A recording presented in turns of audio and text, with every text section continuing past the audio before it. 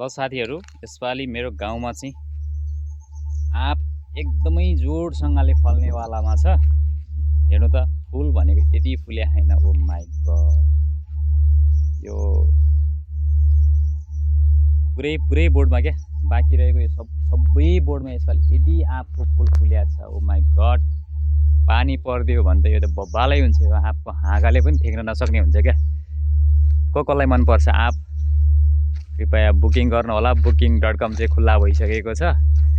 जसले चाँडै बुक गर्नुहुन्छ सबैलाई चाहिँ यहाँ देशैभरि म एक डोकोको हिसाबले सबैलाई आँपको डेलिभरीको व्यवस्था गर्नेछु यसपालि है त। म गाउँमा हुने भएको भएर यति फल्न खोजिया छ कि आँप यो खानेकुरा हो कि खोइ के हो, यो अत्याचारै क्या।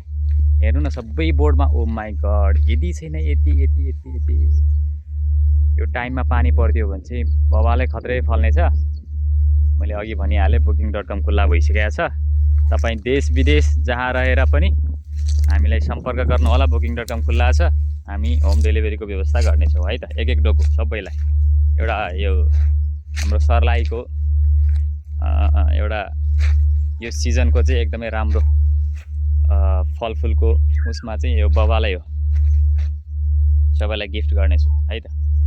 यस्तो छैन भुइँमै। हेर्नु न भुइँमै एउटा बच्चाले पनि भुइँबाटै टिपेर खान सक्ने छ। यस्तो फल्या छ आँप। आँप फलेको छ भने फुल फुल्या छ। अब आँप कतिको बस्छ भन्ने कुरा भोलि पर्सि टाइममा पानी पर्छ पर्दैन, अनि त्यसपछि हावाहुरी आउँछ आउँदैन त्यसपछि थाहा हुन्छ है त। आँप चाहिँ जोड छ, बबालै छ। कसलाई मनपर्छ कमेन्ट गर्नु होला प्लिज। Thank you.